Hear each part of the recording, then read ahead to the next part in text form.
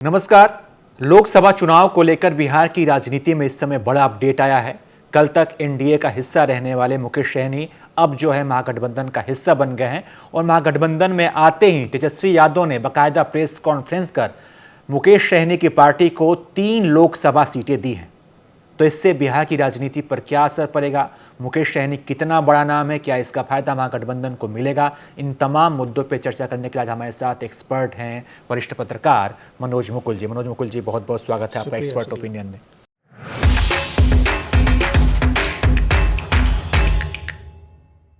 पहला सवाल तो यही आपसे कि मुकेश सहनी अब महागठबंधन में आ गए हैं और आरजेडी वो पार्टी जो पप्पू यादव को एक पूर्णिया सीट नहीं दे रही थी, कांग्रेस को 9 से ज़्यादा सीट देने के लिए तैयार नहीं थी, खूब तमाम बातचीत हुई तब जाके 9 सीट दिया। वो पार्टी मुकेश सहनी की एक छोटी सी पार्टी को लोकसभा की 3 सीटें देती हैं। कि इसे आप कैसे देखते हैं? आखिर मुकेश सहनी कितना बड़ा नाम है भाई? क्या वाकई में वो 3 सीट लायक हैं या फिर आरजेडी जो है इसको लेकर लोकसभा चुनाव से ज़्यादा फोकस जो है बिहार विधानसभा चुनाव को लेकर है कि भाई फायदा वहाँ मिल जाए, यहाँ मिले या ना मिले? आपने जो भी कहा बिल्कुल सही कहा। किसले 2020 में मुकेश सहनी एनडीए का हिस्सा थे, सरकार में मंत्री रहे, बाद में उनकी सदस्यता जब खत्म हुई उसके बाद फिर कंटिन्यू नहीं हुआ, फिर पार्टी में टूट हुई, बीजेपी में उनके एमएलए चले गए, उसके बाद से पैदल थे बेचारे। अभी पिछले दिनों उन्होंने एनडीए में भी रास्ता तलाशा कि एनडीए में एंट्री हो जाए, सीटों पर बात नहीं बनी। अब फाइनली अभी कुछ देर पहले ही उन्होंने महागठबंधन से नाता जोड़ लिया है और उनको तेजस्वी यादव ने प्रेस कॉन्फ्रेंस में बाकायदा 3 सीटें दी है। गोपालगंज की सीट दी है, पूर्वी चंपारण की सीट दी है और झंझारपुर की सीट दी है। बिल्कुल सही कहा आपने कि कांग्रेस को 9 सीटों के लिए आरजेडी ने पानी पिला दिया, पप्पू यादव की पूर्णिया सीट को छोड़ने को तैयार नहीं है। तो मुकेश सहनी के लिए 3 सीटें आखिर इतनी आसानी से कैसे मान गए? आखिर क्या हुआ, ऐसा क्या? गोपालगंज जैसी सीट भी थी। गोपालगंज सुरक्षित सीट है और लालू यादव का अग्रणी जिला भी है। ऐसा नहीं है कि लालू यादव के पास कैंडिडेट नहीं था इन 3 सीटों पर लड़ाने के लिए। जहां तक पूर्वी चंपारण की बात है तो पूर्वी चंपारण में तो आरजेडी के कैंडिडेट को सिंबल ही नहीं दिया था, बस खाली बाकी उनको घूमने के लिए कह दिया था लालू यादव ने कि जाइए आप घूमिए, तैयारी कीजिए, है ना। अब कैंडिडेट वही होते हैं वीआईपी के या फिर कोई और कैंडिडेट होता है ये नहीं पता, लेकिन 3 सीटें महागठबंधन ने वीआईपी को यानी मुकेश सहनी को दे दी है। 3 सीटें 2019 के लोकसभा चुनाव में भी तब महागठबंधन में ही हुआ करते थे मुकेश सहनी, तब भी उनको मिली थी। एक सीट से खुद लड़े थे, हार गए थे, लेकिन वो जो पिछली बार 3 सीटें मिली थी उससे अलग इस बार 3 सीटें उनको दी गई है। अब मुकेश सहनी है क्या? मुकेश सहनी की राजनीति को समझिए, मुकेश सहनी के बारे में जानिए। मुकेश सहनी कोई बहुत पुराना राजनीतिज्ञ नहीं है, कोई बहुत पुराने नेता मुकेश सहनी नहीं है। मुकेश सहनी 5-7 साल पहले की पॉलिटिकल उपज है। लेकिन मुकेश सहनी ने क्या किया? मुकेश सहनी ने खुद को सन ऑफ मल्लाह के रूप में प्रचारित किया, पेश किया कि हम मल्लाहों के बेटा हैं। तो जो एक वोट बैंक छितराया हुआ था, जो कहीं कंसोलिडेट नहीं था कि भाई किधर जाएगा, किधर का वोट है, उस वोट बैंक की राजनीति शुरू की सन ऑफ मल्लाह बनकर मुकेश सहनी ने। अति पिछड़ी बिरादरी में मल्लाहों का वोट अगर मुकेश सहनी के आंकड़ों को माने तो 10% के आसपास बनता है। इनका ग्रुप बटा हुआ है, मतलब ये 3-4 भागों में बटे हुए हैं पूरे मल्लाह ग्रुप जो है, वो पूरे ग्रुप को जोड़ लेंगे तो 10-11% मुकेश सहनी के मुताबिक ये जातियों का वोट बैंक पूरे बिहार में है। मतलब हर विधानसभा सीट पर मल्लाह का वोट बैंक है।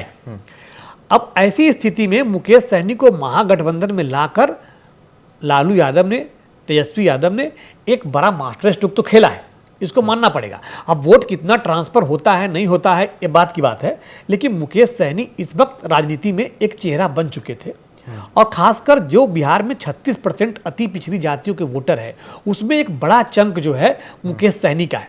अब बीमा भारती जो पूर्णिया से जिनको आरजेडी ने उम्मीदवार लालू यादव ने बनाया, पप्पू यादव को टिकट नहीं देकर, वो भी अति पिछड़ी जाति से आती है। तो उधर सीमांचल में सेट किया उनको, सीमांचल में ले जाकर सेट किया कि भाई बीमा भारती के जरिए अति पिछड़ी वोट बैंक को। अब मुकेश सहनी को इधर लाके सेट किया। ये गोपालगंज और पूर्वी चंपारण की सीट आसपास की सीटें हैं, झंझारपुर थोड़ा दूर है, लेकिन इधर लाके इनको सेट किया उत्तर बिहार में। तो मुकेश सहनी के जरिए लालू यादव ने उस वोट बैंक को टारगेट करने की कोशिश की है जिस वोट बैंक पर अभी तक नीतीश कुमार का प्रभुत्व माना जाता था। मुकेश सहनी, मल्लाहों की जहाँ तक बात है मुकेश सहनी की, तो मुकेश सहनी की राजनीतिक उदय से पहले, मुकेश सहनी के राजनीतिक उदय से पहले इस वोट बैंक पर कैप्टन जयनारायण निषाद एक नेता हुआ करते थे, मुजफ्फरपुर के सांसद हुआ करते थे। 1996 में पहली बार एमपी बने थे।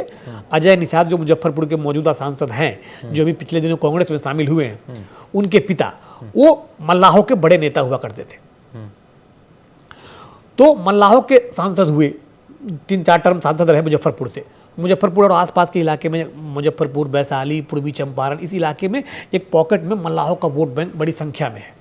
तो इस इलाके में मल्लाह वोटर जो है ना प्रभावशाली माने जाते हैं। इसी इलाके में पूर्वी चंपारण सीट दे दी है मुकेश सहनी को। तो मुकेश सहनी को पूर्वी चंपारण, गोपालगंज की सीट देकर, मतलब 3 सीटें देकर, हालांकि आप इसको कह सकते हैं कि क्षमता से अधिक की सीट दी है। एक तरीके से आप इसको अगली विधानसभा की तैयारी भी मान सकते हैं कि भाई ये फ्यूचर प्लानिंग हो सकती है, ताकि इनको जो है ना खुश रखा जाए, ताकि आगे के दिनों में हम इसका फायदा ले सके। तो इस लिहाज से अगर देखेंगे तो मुकेश सहनी को इसी लिहाज से आगे किया है और उनको अपने साथ जोड़ने की कोशिश की है। अब कैंडिडेट कौन होगा ये मुझे नहीं पता, हो सकता है कि आरजेडी अपना ही कैंडिडेट मुकेश सहनी के सिंबल पर उतारे, बहुत मुमकिन है, बहुत मुमकिन है, क्योंकि मुकेश सहनी के पास भी ऐसा कोई कैंडिडेट है नहीं कि उनको चुनाव लड़ा दे, बात समझिए, है ना। तो ऐसी स्थिति में मुकेश सहनी को हो सकता है कैंडिडेट जो है ना आरजेडी का। ये जो वोट ट्रांसफर की आप बात कर रहे हैं, वोट पे पकड़ की बात कर रहे हैं, तो पिछली बार जब विधानसभा चुनाव की बात करें, बिहार विधानसभा चुनाव की बात करें, तो उस वक्त जो है सो मुकेश सहनी एनडीए में थे, तो उस एनडीए की जीत भी हुई थी। तो उस समय अगर जो आप देखें जब रिजल्ट आया था, तो कितना बड़ा योगदान था मुकेश सहनी का एनडीए की जीत में, और क्या वाकई में वो कुछ भूमिका में है कि भाई ठीक है वो ट्रांसफर करवा लेते हैं एनडीए में? दर्जन भर सीटों के आसपास जो है ना उस समय बीजेपी ने अपने खाते से सीट दी थी मुकेश सहनी को, और नीतीश कुमार ने अपने खाते की सीट दी थी जीतन राम मांझी को। तो मुकेश सहनी की पार्टी से 4 एमएलए जीते थे, 4। बाद में एक एमएलए जो थे वो चाह के उनका निधन हो गया, वहाँ फिर उपचुनाव हुआ। अब बाकी जो 3 एमएलए बचे थे, वो 3 एमएलए जो है ना बाद में जब बीजेपी में मर्ज कर गए, बीजेपी में शामिल हो गए। हालांकि वो तीनों जो ने बीजेपी के ही आदमी थे, बीजेपी के ही लोग थे। मिश्री लाल यादव हो गए, राजू सिंह हो गए, सुवर्णा सिंह हो गई, ये लोग मूल रूप से बीजेपी के ही थे। सिंबल अलग था। हाँ, सिंबल भले भाई उनको वीआईपी का दे दिया था, लेकिन मूल रूप से बीजेपी के थे। तो चुनाव के बाद जो है ना जब मुकेश सहनी थोड़ा अलग होना शुरू हुए, थोड़ा अपना बीजेपी से इनका विवाद बढ़ा, तो फिर इन तीनों को जो है ना बीजेपी ने अपने में शामिल कर लिया। जहां तक वोट ट्रांसफर की बात है, तो आप उस समय देखिए, उस समय क्या था, नीतीश कुमार और मुकेश सहनी साथ थे। नीतीश कुमार जिनको आप लवकुश वोट बैंक का नेता मानते हैं, जिनको आप महिला वोट बैंक का एक चेहरा मानते हैं, जिनको आप चेहरा मानते हैं अति पिछड़ी जाति के वोटरों का, तो मुकेश सहनी, जीतन राम मांझी, बीजेपी और नीतीश कुमार उस वक्त एक बड़ा पॉकेट था। तो उस वक्त जो वोट ट्रांसफर की बात है कि अपने खाते कितना वोट ट्रांसफर कराया नहीं कराया, तो उस वक्त तो ट्रांसफर हुआ, वोट ट्रांसफर हुआ, तभी तो महागठबंधन से अधिक सीटें आई एनडीए को, 2, 4, 5, 10 सीटें ज़्यादा आई, लेकिन सीटें ऊपर तो आई और अपने कैंडिडेट को भी जिताने में सफल रहे। क्योंकि एनडीए के साथ प्लस पॉइंट ये है कि मुकेश सहनी का, अब इस समय आप सवाल पूछेंगे कि भाई ये मुकेश सहनी का दाव अच्छा है या खराब है, वो तो उसका विश्लेषण अलग तरीके से होगा कि मुकेश सहनी ने अच्छा किया या खराब किया अपने हिसाब से। लेकिन मुकेश सहनी इस वक्त एक पावर बने हुए हैं अपने हिसाब से देखें तो, अपने कास्ट में जिस कास्ट की वो पॉलिटिक्स करते हैं, जिस मल्लाह वोटरों की राजनीति कर रहे हैं, उसके वो नेता बने हुए हैं, उसका वो चेहरा बने हुए हैं। तो उसमें उनका प्रभाव, अभी कुढ़नी में विधानसभा का उपचुनाव हुआ था, वहाँ उन्होंने एक भूमिहार कैंडिडेट को अपनी पार्टी का सिंबल दिया था उपचुनाव में, वहाँ बीजेपी जीत गई।